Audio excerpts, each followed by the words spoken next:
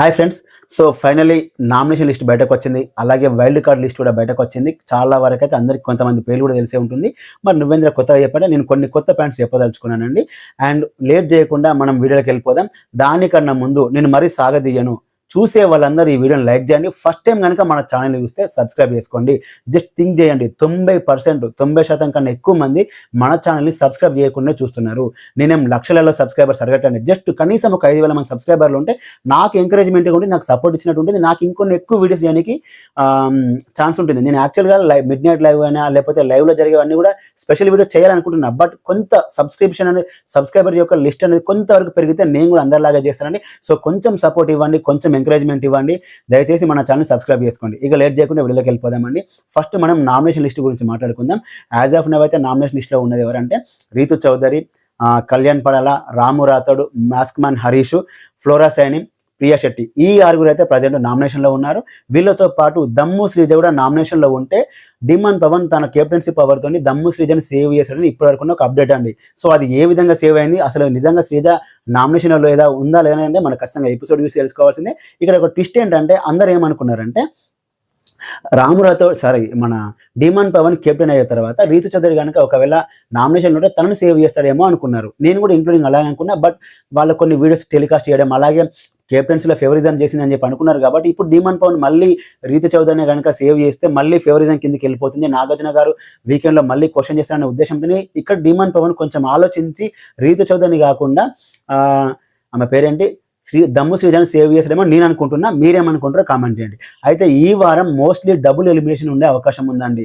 ఎవరు ఎలిమినేషన్ అయినా first elimination అయితే ఖచ్చితంగా ప్రియా శెట్టి, ఎందుకంటే తనుజ, ఇమానియల్, సుమన్ శెట్టి వీళ్ళ ముగ్గురు లేరు, వీళ్ళకి టాప్ ఓటింగ్ పడుతుంది. ఈవెన్ బర్నీ గారు, వీళ్ళ నలుగురి voting present as of now అయితే వీళ్ళ టాప్లో ఉంటున్నారు voting.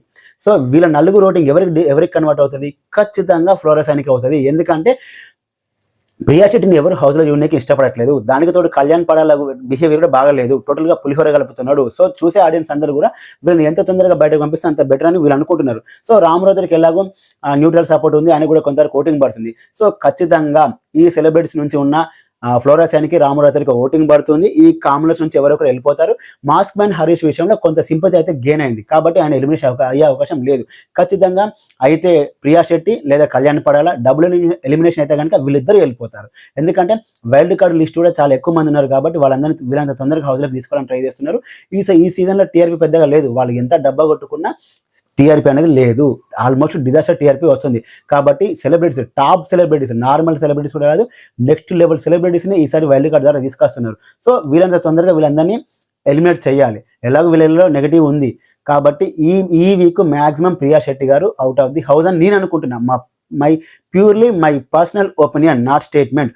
Either Priya Shetty, either Kalyan Padala. ఎందుకంటే ఫ్లోరా సైనికి, రాము రాథోడ్కి సెలబ్రిటీస్ యొక్క ఓటింగ్ కన్వర్ట్ అవుతుంది. ఇటు సుమన్ శెట్టి, భరణి, అలాగే తనుజ, ఇమానియల్ వీళ్ళ ఓటింగ్ ఖచ్చితంగా వీళ్ళిద్దరికే స్ప్లిట్ అవుతుంది. వీళ్ళకి ఎవరికి ఓటేసే అవకాశం లేదు. ఖచ్చితంగా ప్రియా శెట్టి ఆర్ కళ్యాణ్ పడాల వీళ్ళిద్దరిలో ఎవరొకరు ఎలిమినేట్ అయిపోతారు. ఇక వైల్డ్ కార్డ్ లిస్ట్ చూస్తే మాత్రం మతిపోతుంది. అమర్దీప్ అందరు ఎక్స్పెక్ట్ చేయలేదు, కాకపోతే ఈయన పేరు రావడం నేను కూడా షాక్ అయ్యానండి. సీజన్ 7 రన్నర్ అప్ అమర్దీప్, ఈయనకు హైయెస్ట్ రెమ్యునరేషన్ ఇచ్చి తీసుకొస్తుందని చెప్పి ఒక బజ్ అయితే ఉంది. ఇప్పుడు వస్తున్న కంటెస్టెంట్ అందరిలో కల్లా నెక్స్ట్ లెవెల్ ఫేమ్ ఉంది. అది కాకుండా ఇప్పటి వరకు బిగ్ బాస్ చరిత్రలో, మన తెలుగు బిగ్ బాస్ చరిత్రలో హైయెస్ట్ రెమ్యునరేషన్ ఎవరికంటే ఆయన పేరంటే యాంకర్ రవికి. ఇతనికి మోస్ట్లీ 5 lakhs ఏమో ఇచ్చారు పర్ వీక్లీ. ఇప్పుడు అది బ్రేక్ చేస్తూ అమర్దీప్కి దాదాపు 7 lakhs వరకు ఇస్తున్నారని చెప్పి ఒక బజ్ ఉంది. అది ఎంత నిజమో తెలియదు.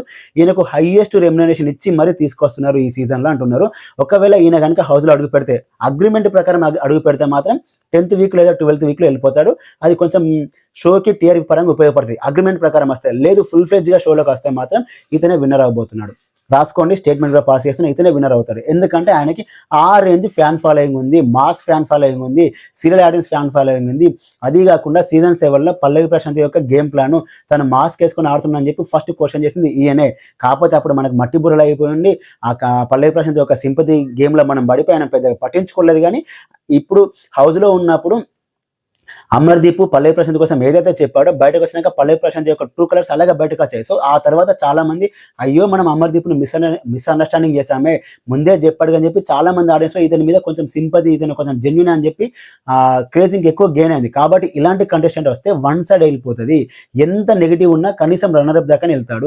ఇప్పుడు సీజన్ 3 or 5 అనుకుంటా షణ్ముఖ్ ఉన్నాడండి, ఎలాంటి పర్ఫార్మెన్స్ లేదు, కేవలం ప్రీ ఎగ్జిస్టింగ్ ఫ్యాన్ బేస్ తోనే రన్నర్ అప్ దాకా వచ్చాడు. సో అమర్దీప్ కూడా ఆ రేంజ్ ఫ్యాన్ ఫాలోయింగ్ ఉంది కాబట్టి ఈయన మాత్రం హౌస్ లోకి వస్తే ఖచ్చితంగా టాప్ విన్నర్ అవుతాడు, లేకపోతే టాప్ 2 అంతే. ఇదైతే కన్ఫర్మ్ నేను అనుకుంటున్నా, మీరేమనుకుంటారో కామెంట్ చేయండి. ఆ రేంజ్ ఫ్యాన్ ఫాలోయింగ్ అతనికి ఉంది కాబట్టి నేను ఇంత ఎక్స్పెక్ట్ చేస్తున్నా.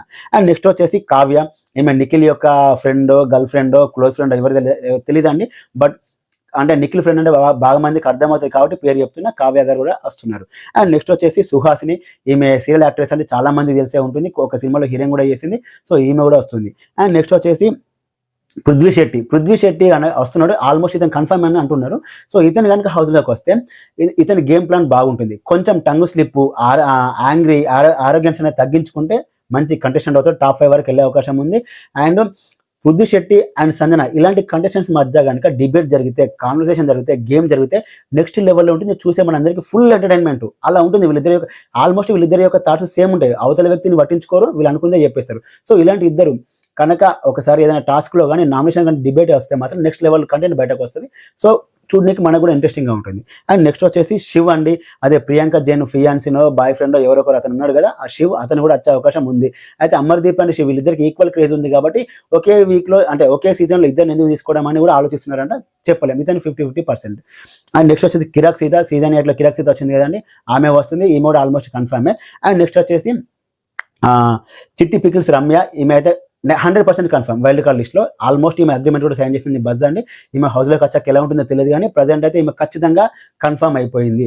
సో ఇవి కాకుండా టెస్ట్ తేజ పేరు మళ్ళీ వినిపిస్తుంది. ఒకవేళ టెస్ట్ తేజ కనుక వస్తే రికార్డు సృష్టించినట్టు, ఎందుకంటే 3ోసారి ఇది రావడం, మరి అసలు ఆయన పేరు ఎందుకు వినిపిస్తుంది నాకు అర్థం కావట్లేదు. ఇతను కూడా తీసుకుంటున్నారు, అగ్రిమెంట్ బేసిస్ మీద తీసుకుంటున్నారు. అంటే హౌస్లోకి వచ్చి ఇతను గేమ్స్ ఆడిస్తాడు, అంటే గేమ్స్ చేంజ్ చేస్తాడు, కొన్ని వీక్స్ ఉంటాడు, తర్వాత ఏదో ఒక రీజన్ చూపించి బిగ్ బాస్ టీం వాళ్ళు ఇతను ఎలిమినేట్ చేస్తారు. సో అలా అగ్రిమెంట్ ప్రకారం తీసుకొస్తున్నా అని చెప్పి ఒక బజ్ ఉంది, అది ఎంతవరకు నిజం అనేది చూడాలండి.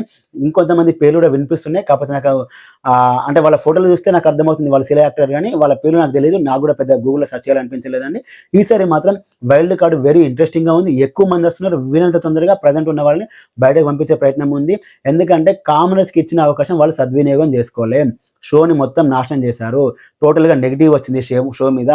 ఈవెన్ వాళ్ళని కనుక వాళ్ళు కనిపిస్తేనే టీవీ ఆఫ్ చేస్తున్నారు, వాళ్ళు కనిపిస్తేనే చూడట్లేదు, టీఆర్పీ పడిపోతుంది, అంత నెగిటివ్ ఉంది.